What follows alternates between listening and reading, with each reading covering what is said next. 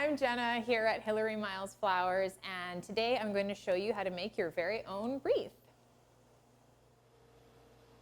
So what you need is a wreath frame, some wire, and this is 1/4 pound gauge, some clippers, and your Christmas greens.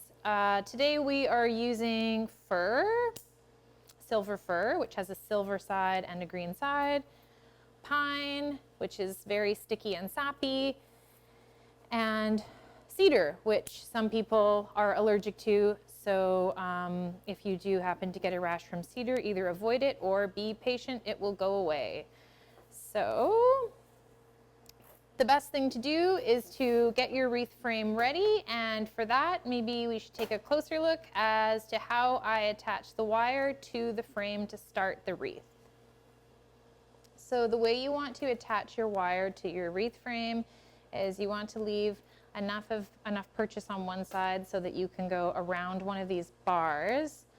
All wreath frames should have some sort of segmented bar around it, and what I like to do is I just sort of like to make a bit of a mess of it and coil it around a bunch of times so that it can't get loose. It doesn't matter, you're not going to see this at the end of the day, but it's pretty tight. And then what you want to do is you want to start adding in your bunches. So you lay your first bunch, it's like if this were a bouquet, you'd kind of hold it like that. And you want to lay your first bunch on top of that little piece, and then you're going to wrap around and around. And don't worry about these pieces sticking out. The important thing is to have bundles that are about the same size and tension that is about the same tension all the way around. That way your wreath won't get loose or fall apart. And then you stop here, and then that's when you add in your next bundle on top. You can go back a bit,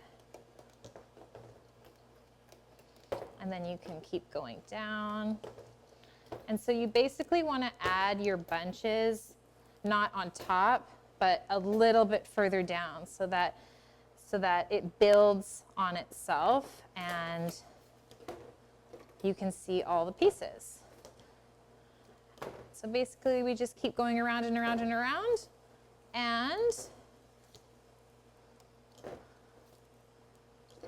adding in as we go. If anything's sticking out at the end, we can just cut it off with our clippers.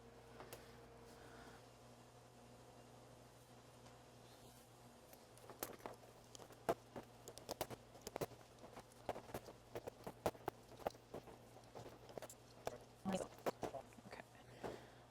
So as you start to reach the end where the beginning and where you are now is matching up, you'll notice that your ends are kind of stabbing into this, and this kind of thing is happening. So what you want to do is you want to put in some smaller, shorter bunches. So where I can use the bunches I've made all throughout my wreath, as I get closer to finishing, I'm going to want to make sure that they're a little bit shorter so that I can start tucking them underneath the beginning, and then it makes a seamless wreath circle. It's a little bit tricky, and so you have to use all your very best fingers.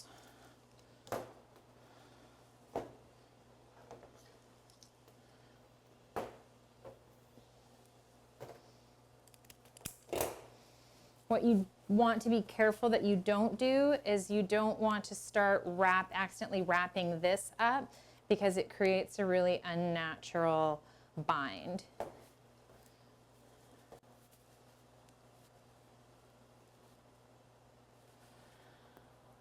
So we're putting it under here and bunching these pieces as closely as we can together and kind of just stuffing it in that relief spot.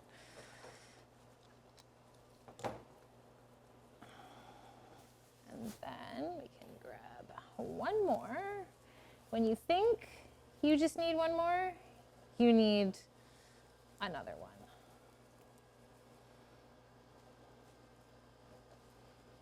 Typically, where we finish the wreath is kind of where the bow should go. It's not always the neatest part of the wreath, but nothing is unfixable. So even people who say, I'm not creative, you can do it. You just need to be able to follow instructions. You don't need to be creative. And if you find that at the end here you need to fill in a little bit and just kind of make it up as you go, just do exactly that. That should lay there.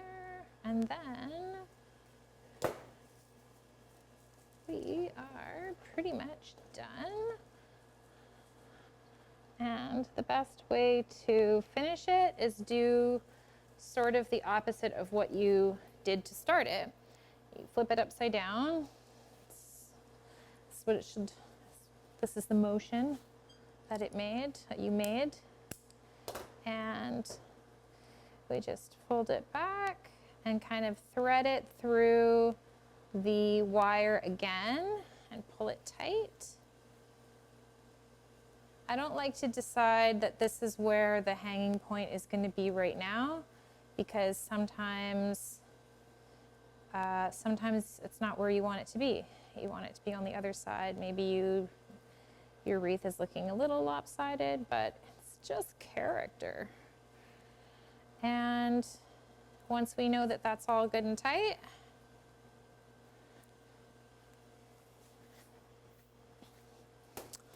ta-da! You have a finished wreath. I will say that at the end of this is my first wreath, one of my first wreaths this season. You will have sap on your hands for sure. So you will want to take some olive oil. It can be rancid. I'm not sure if it can be like regular cooking oil, but I use olive oil, and put some of that on your hands with some soap. Give it a wash, and that will get off all the pitch. And I don't recommend wearing any fancy jewelry or clothing while doing this. So I hope that that was helpful. Okay guys, well thanks for watching. I hope that was helpful, and I hope you find a great place to hang your festive wreath. Hilary Miles Flowers is located at 1854 West 1st Avenue in Kitsilano, between Burrard and Cypress Street.